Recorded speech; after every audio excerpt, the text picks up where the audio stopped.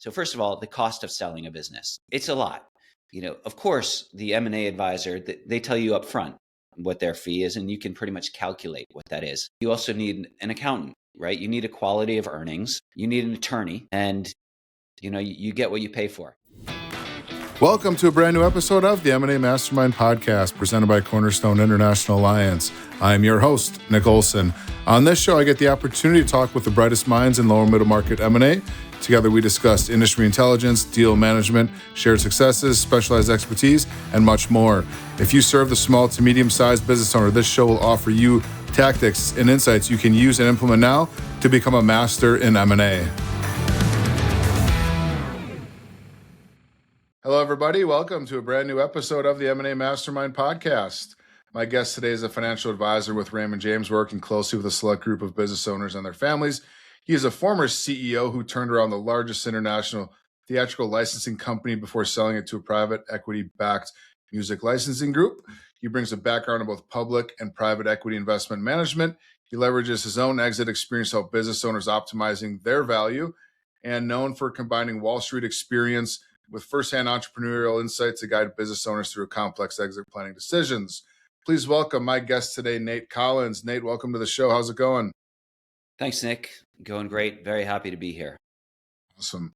Well, excited about our conversation here today. And, we're talking about your journey from business owner to financial advisor, what you learned from your experience in selling your company, how you're employing that into working with your clients now as a financial advisor and helping, those your clients realize, their wealth opportunities, especially with the sale of their business. But why don't we start with, sharing your story of the company that you ran, that you exited. What did you do? How did you grow it? And what eventually led to your eventual exit? Yeah, absolutely. I'll tell you a little bit about it. So the company that I ran was called Samuel French. And the company, let's see, for those of you out there who have children, you may have children who are in the school play. Say the school, Nick, what town are you from? Green Bay, Wisconsin. That's right, Green Bay, Wisconsin. Well, I'm sure that Green Bay High School, or whatever it's called, Roosevelt High School, Cheesehead High School, once a year they put on a musical. Let's call it Grease, the musical. Well, the drama teacher had to license the musical in order to produce it in front of other people, because that's intellectual property. So they would apply for a license from the rights holder. My company, we represented the rights holder. We were an agent for the rights holder. And so it's not very expensive. And hopefully everybody who ever does a play or a musical out there gets the rights. Otherwise, they're stealing intellectual property. But, we did 40,000 licenses a year. So it was very process-oriented heavy. And a lot of people would say, given my background is actually in finance. I'd been working on different investment banks prior to that and private equity. But they would say, how did you go from finance to theater? Well, what we were doing we were not a theater company. We were really an asset management company and a licensing company. So we would get the rights, or we'd enter into an agreement with the rights holder. That rights holder would be the author or the composer or the lyricist of a play or musical. And we would have exclusive licensing rights for that property for a certain term in a certain geographic area. And then we try to maximize the value of that property by issuing not just the most amount, but the best licenses possible. So that's what the company did. The company that I took it over in 2011. It had been originally founded in 1830, so there was a long history there. The company was owned by 16 private shareholders, representing about 6 different families. Some of those families all came from one original family, and then there were some splinters off. And so it was a very wide group of investors who, actually, I wouldn't call them investors. I'd call them more shareholders, because they hadn't gone into that business, hadn't invested in that business with intent. And there's a long story there, but I'm not going to necessarily kind of slow down this podcast going into that.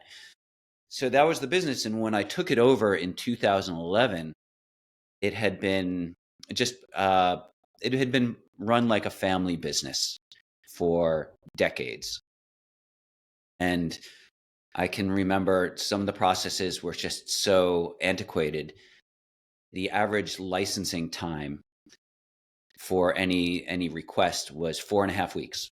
You wanted to do Peter Pan the musical, you'd enter a license request. It'd come to us via email. Then somebody at our firm would enter it into the computer, and then there was a bunch of steps, and it'd take 4.5 weeks. And so there was a lot of opportunity to improve upon the processes. It'd be any M&A advisor's just nightmare come dream. We institutionalized the business. And so by the time that we sold the business in 2019, that average licensing time was down to 4 hours. So 4.5 weeks to 4 hours. A lot of those licenses were auto licensed with proper technology. We just had really good technology. That was one of the reasons that we were able to sell at such a high multiple, was we had the best tech stack. And so the company that bought ours, Concord Music Company, which is one of the largest private music licensing companies in the world, they adopted most of our tech stack so that they could, even though they were much larger than us, maybe 20 times revenue than we were, they were able to adopt our platform and put their entire processes on our tech stack. So, it was a great experience, and I loved being a CEO, and I loved the exit, although I learned a lot from the exit. I had some challenges also. Yeah, we'll dive into those challenges and whatnot in a second. So what was the ultimate deciding factor that you said, "Oh, I'm going to sell. I want to get out"? Yeah, so there were probably 3 things that led to that decision to sell. First of all, we just had, as I said, fractured ownership. So there was a lot of competing interests. It was not a family business in which a lot of family members were employed. And so some people wanted the company because of sentimental reasons. Other people just, they didn't have much of an ownership stake, so they didn't really care. And then some people really wanted more dividends. And so everybody had competing interests. Not everybody, but there were a lot of competing interests. And it was hard to really satisfy anybody. The way that the operating agreement was structured made it very difficult to transfer ownership of shares from one person to another. Another thing is there was a lot of money entering the industry, and the company that eventually bought us had purchased up a few of our competitors, was doing a roll-up. And as I said, they're one of the largest music licensing companies in the world, private equity backed, worth billions. And it would be very difficult for us to compete against them when it comes to acquiring new titles. So that was the second thing, money entering the industry. And then the third thing was I forget who said it. It was told to me by a friend of mine, but one of the keys to having a successful exit is to sell too early. Always sell too early, because if you're not selling too early, you're going to sell too late. And it was just a really good time for us to sell. We had been growing. We turned around the company in the first few years. I was there for about a decade. First few years kind of stabilized the company. And then over the last several years, we started recognizing some significant growth. We were really kind of being able to, pick the fruits of our labors. So it was just the right time for us. So how did you go about it? Did you hire an investment bank or an advisory firm? How did you go through that process? Yeah, so an investment banker came to me and said, "Hey, I know a couple people that would like to buy your business." And so the unsolicited offer. The unsolicited offer, exactly. To her credit, she was an amazing investment banker, because we wanted to keep it a very quiet deal, because we were afraid that if it got out there in the public, it's such a small industry that we would not be able to compete. If some transaction did not go through, then we didn't want to have kind of mud on our face. So we didn't have a real traditional auction process, but our investment banker, I'm sure she made it sound like we did. And she is just a fierce, fierce competitor. And she made sure that we got top dollar. She did a great job. And, a testament to all investment bankers out there, all M&A advisors out there. You're going to, thank goodness for all of you helping us business owners, achieve top dollar for our businesses. Were there any, surprises along the way that you can remember that kind of maybe like, wow, didn't realize this was going to happen or that would happen? Yes. I mean, there were so many surprises because you just don't know until you actually do it. And people can tell you things, look, people tell you what it's like to have children, but until you have children, you have no idea what you're in for. You're like, oh yeah, I hear it's hard the first few years. Well, just wait. Just wait. I hear you don't get sleep the first few years. Yeah, well, just you wait. So yeah, anybody out there who's thinking of selling their business and who hasn't sold their business, just you wait. I'm going to tell you right now, it's hard, but you're not going to get it until you're in it. So first of all, the cost of selling a business, it's a lot. Of course, the M&A advisor, they tell you up front what their fee is, and you can pretty much calculate what that is. And that's understood. But what you don't think about necessarily is that you also need an accountant, probably, right? You need a quality of earnings, which if you're selling your business for more than $10 million, you should definitely have a quality of earnings, or else you're at a distinct disadvantage. You need an attorney. And I'm not talking about, I'm not talking about your divorce attorney or your cousin Vinny, right? I'm talking about like a real M&A attorney, and you get what you pay for. I highly recommend getting a legitimate M&A attorney with significant experience. And then you have the data rooms, which isn't all that much, but you have those extra costs, and you have consultants. Maybe you need a real estate valuation or something like that. It's just a lot. And then of course, due diligence. Due diligence is a bear, and it's a second job, or it's a third job. If you're a CEO, you're running your company, you're probably managing your personal life. That could include a family. And then you have a third job, which is due diligence. So it's incredibly hard. Can you imagine, or I'm sure you're thankful of having that investment banker in your corner helping that out, because what is your opinion on if you would have ran that process yourself without an investment banker, and what you think that might look like? I mean, I really believe that our company was worth half of what we sold it for. So she paid there's for that. herself a couple times over, right? Yeah. So, in my mind, our investment banker increased the value of our company by 100%. Mm-hmm. Mm-hmm. Which is pretty astonishing. Yeah. And then also, the people that we were selling to were professionals at buying businesses, right? It's it's like asking me to go and play running back for the Denver Broncos. Like, yeah, sure, I go out and jog 3 miles a few times a week, right? So, and I go to the weight room, but I don't do this professionally. They just, if you were in the business of buying companies professionally, which is what they were, you're going to be able to take advantage of a buyer who's never sold a business, or I'm sorry, a seller who's never sold a business before.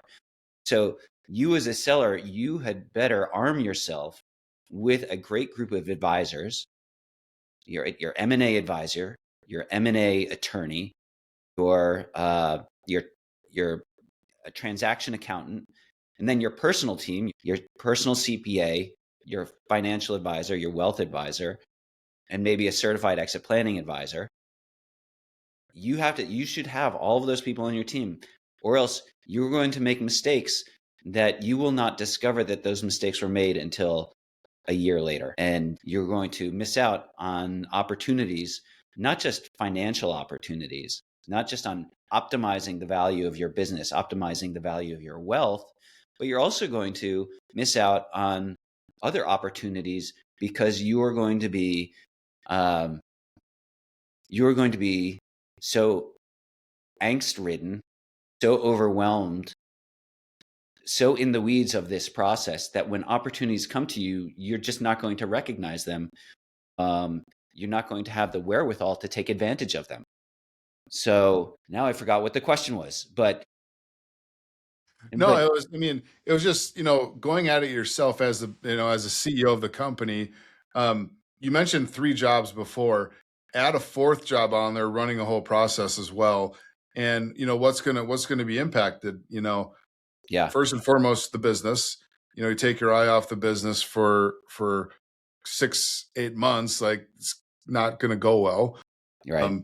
And everything that goes with that. So then your numbers are declining. Now, does that mean your company is worth less? Buyer wants to retrade, like all those sorts of things that come into play. But just talk about that a little bit. Going through the process with a investment banker, still running the company. I'm thinking about what that looks like if you did both those jobs. Yeah, I was pretty fortunate that I'd built the company to run fairly well without me, so I could really kind of focus on I could focus on working on the business and not in the business. I didn't really realize that until several years after I'd sold the business and started talking to other business owners who really are in it every day. The reason I did that, by the way, is not because I'm some smart guy who realized that this would increase the value of my business. I did it because I don't like putting out fires. And if I'm always working in the business, that means I'm not thinking about process, and I'm not thinking about how to make our business more efficient, and how to like dig out the root of problems instead of just pulling out the leaves. So, we had a very robust team, a robust management team who spent a lot of time on training our employees and working on ensuring that we had people, long tenure, and really quality people. So fortunately, when it came to the due diligence process, running the process, I was able to do the I was able to perform the due diligence, or a lot of the due diligence, but still I was in the office till 9 o'clock on Friday nights and Saturdays and Sundays, just performing the due diligence. However, if I had to run the process also, I wouldn't have been able to do that. It would have been too much. I couldn't even imagine how that would be, because there's a reason an M&A advisor or an investment banker can only do 2 or 3 deals at a time, because they are completely all-encompassing. This episode of the M&A Mastermind podcast is powered by Cornerstone International Alliance, where leading M&A firms come together. As part of this international network, you get access to global opportunities, over 200 M&A experts, enhanced collaboration and knowledge sharing, and some of the best M&A tools and resources available, all to help you take your firm to the next level. Ready to join this exclusive network? Visit cornerstoneia.com/new member today. Yeah, that's definitely a full-time job, and that's why we exist. And hopefully, when we're looking at working with someone like yourself, we're able to make your life a little bit easier, not having to worry about some of that stuff. Obviously, you get pulled in, like I said, during due diligence, and have to perform some certain tasks and things that are in the process. To save that time, not have that worry about things are going to be taken care of, pulling the team together at the appropriate time, making sure that when you need the M&A attorney, like they're there and they're getting stuff done and all that sort of stuff. It's a lot of quarterbacking and moving the process forward. And as we say, time kills all deals. So making sure that we're moving efficiently forward and not letting just things take a lot of time to get done. Yeah, our investment banker, she was amazing at that. The whole time kills all deals. She moved that process forward and was just fierce. I said fierce a few times now. She was just relentless about that, about moving it forward, never letting things stall. And the great thing about having an investment banker is that they can also be the bad guy, right? They can push the buyer, and then if something goes south, I can step in and be like, oh, you know what? I miscommunicated with the investment banker. I'm so, hey, look, I'm there with you. We're still going to get this deal done.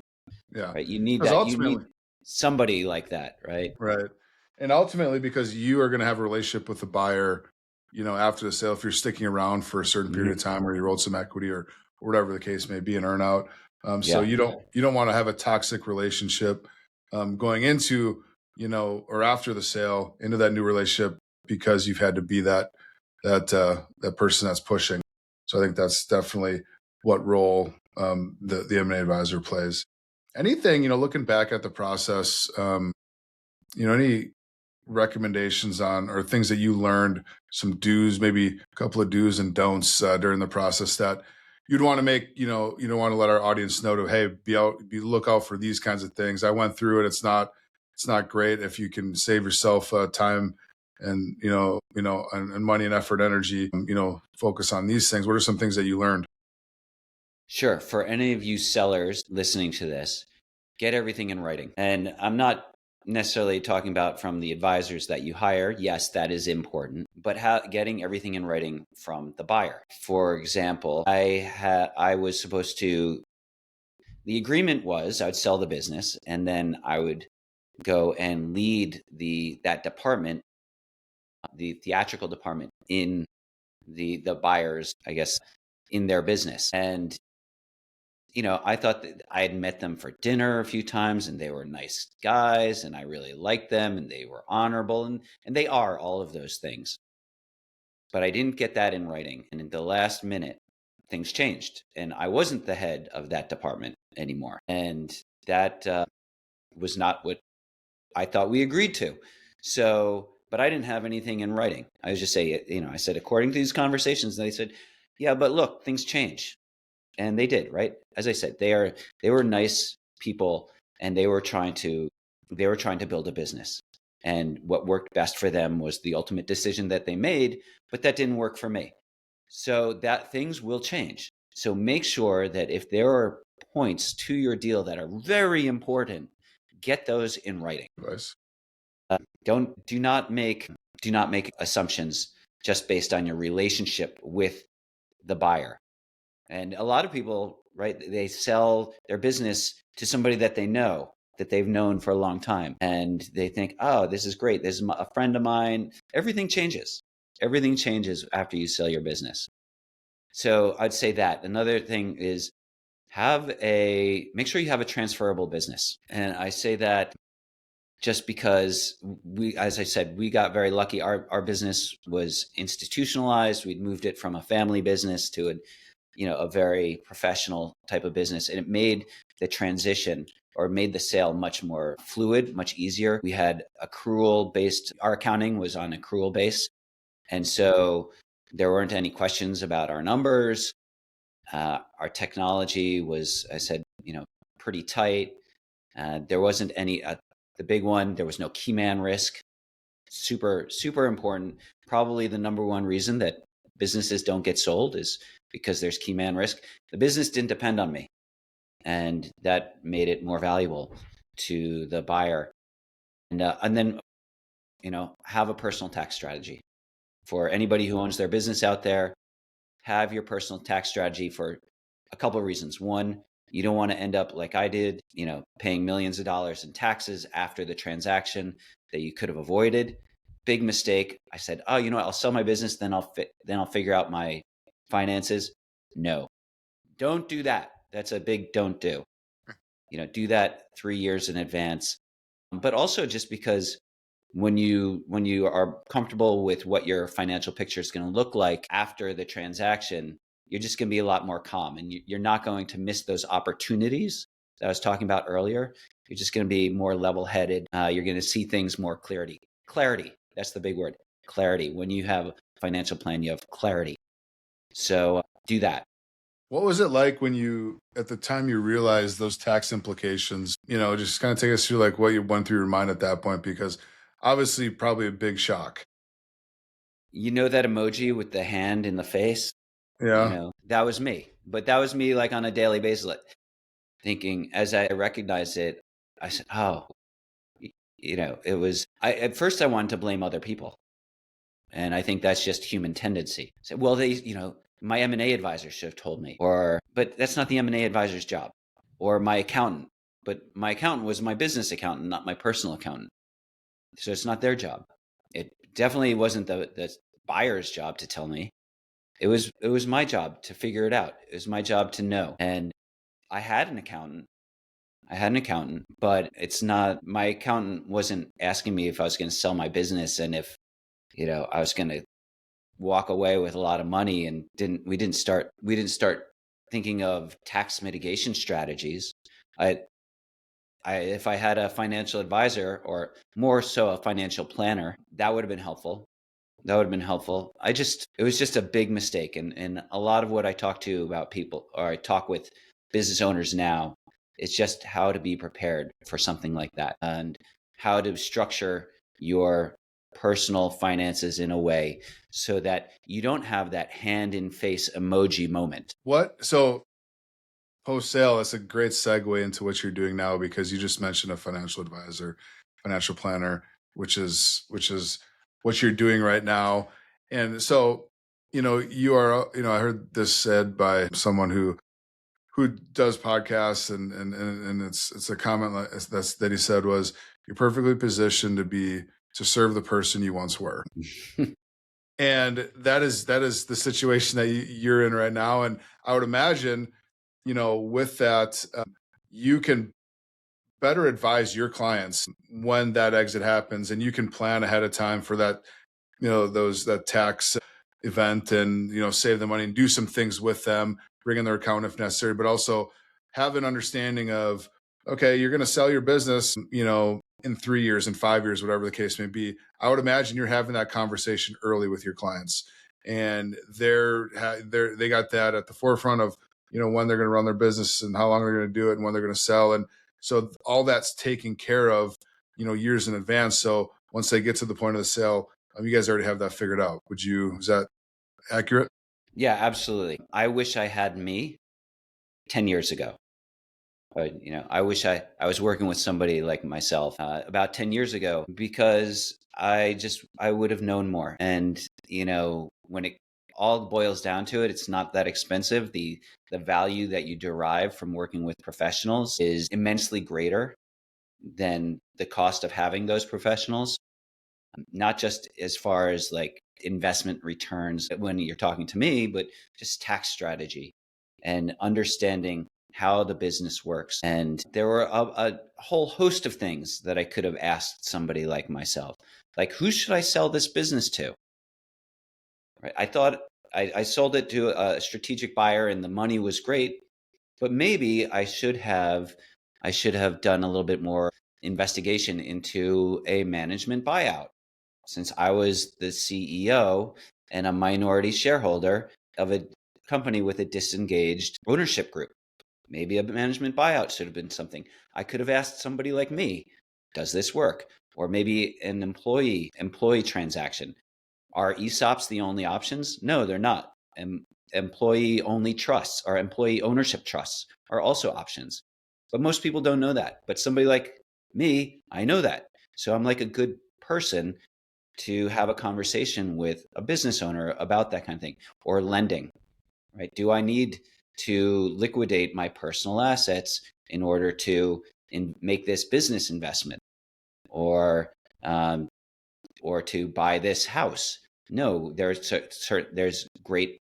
great lending products. There are great options, so that I don't incur some taxable event in order to make investments. It's and yeah, I mean, and now know, probably a lot more than your normal financial advisor about the sale of your business too. And there are like 10 different exit options that you have at your disposal, and to go walk through each of those and what's the best fit for you. And except, as you said, you probably would have welcomed that opportunity and understanding all of those to find the best fit for you.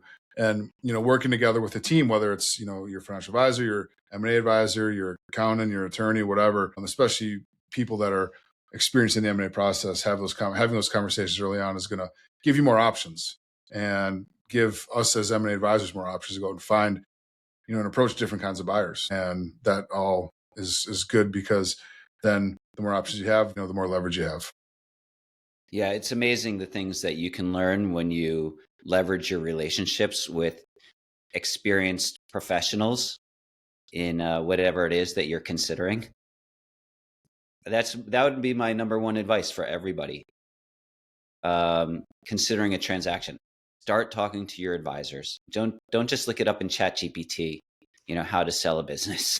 Start talking to your advisors. People are willing to help, willing to give you guidance. And, they get, for the most part, they get paid upon transactions. So they're going to help you get the best transaction. We did a study of 750 business owners at the beginning of the year. And, one of the questions was to the business owner, who is your most trusted advisor? Top of the list. What do you think top of the list was? Accountant. No, financial advisor. Wow. Financial advisor was at the top. Makes Accountant sense. is up there too, top 3, top 5. M&A attorney, your business coach, and amongst others. But the financial advisor was at the top. And one thing we talk to financial advisors about is provide value to your client, which is exactly what you're talking about.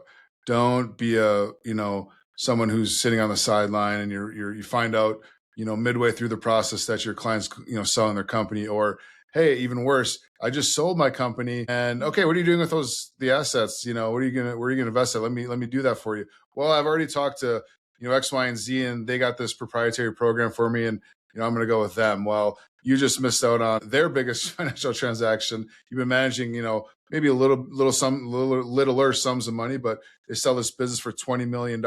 You don't want to miss out on managing those assets. And so for financial advisors, and they tell me if this resonates with you, be along the process, have an understanding of what their business is worth, have that tax, implications type of conversation, advise them and be valuable to them so they don't leave you when that big transaction happens. Yeah, I see that all the time.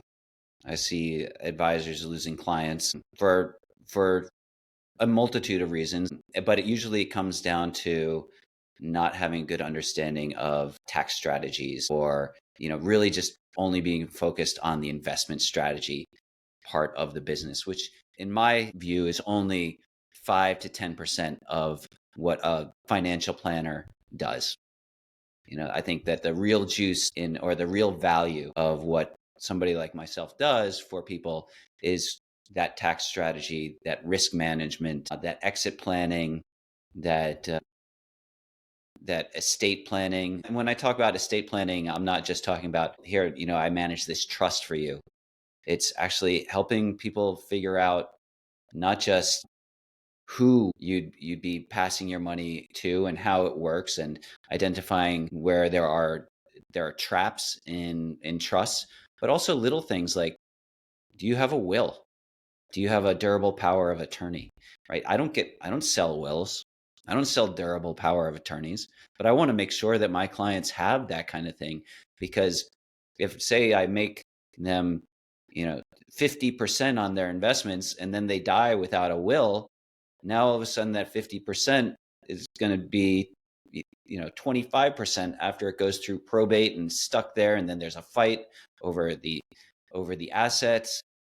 It just my job is to ensure that somebody's entire financial life is protected.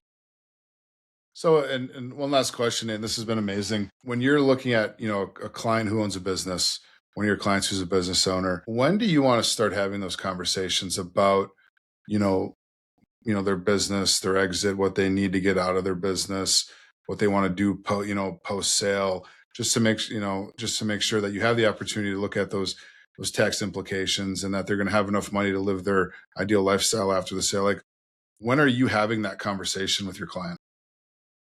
As soon as they become clients, or before they become clients. They could have just started a company, and I want to start having those conversations. I believe that good exit planning is a good business plan, and that the day somebody starts their business, they should be thinking about exit planning. And there's so many reasons to that. And I do have an exit planning webinar that I do quarterly. It's an exit planning workshop done as a webinar.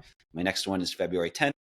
But I'm sure there are going to be links in the show notes on how to register for them. I do it quarterly, and I say, exit planning is a great business plan because it just helps get you prepared. 50% of businesses that sell are sold under duress. Duress, the 5 Ds: death, disability, disagreement, divorce, or distress. So it's important to be prepared. Nobody thinks they're going to sell under duress because of one of the 5 Ds. It just happens. So people should always have an exit plan. But, ideally, if it's a new client and they come to me because they're thinking about selling their business, ideally 3 years ahead of time. Less ideally, but still effective, 3 months ahead of time. Even less, I guess, desirable, but still can do some stuff a month after they sell their business. There's still stuff we can do. I had a client this summer who, sold his business for mid-8 figures, and had he come to me 5 years earlier, he was going to pay $15 million in taxes. Had he come 5 years earlier, we could have set him up so he didn't pay any taxes, because he would have qualified for QSBS 1202. But he didn't know, because he didn't talk to his advisors. But he came to me. We've been able to save him about $1 million in taxes this year. $1 million is $1 million. Absolutely. It's not $15 million, but he still saved $1 million. Yeah, and I think, business owners, make sure to, like you said, lean in and work with your advisors to make sure that you're set up in a position to sell, whether it's now, whether it's in 10 years, it doesn't matter. Always be selling, as they say, and make sure that your company is in a position to sell, tomorrow if need be. Nate, this has been amazing. Really appreciate you joining the show today. You mentioned your webinar in February.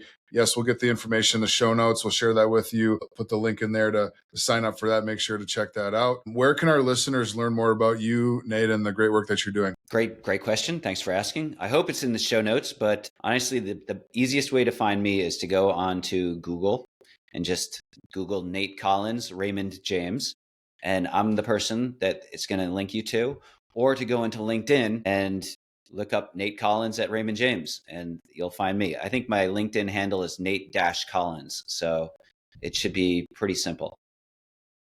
Yeah, and make sure to connect with Nate, and definitely check out that exit planning workshop here in February. And that's all we have for today's episode. Make sure to like, share, and comment on the show. Pass this episode on to anybody you think might benefit from our conversation, especially those business owners who are looking to sell. Make sure to connect with your financial advisor early and often. Make sure your business is set up for that eventual exit. Make sure to tune in every Thursday for a brand new episode. Subscribe to our YouTube channel and all the places that you listen to podcasts on. And make sure to stay up to date when a new episode launches every Thursday morning.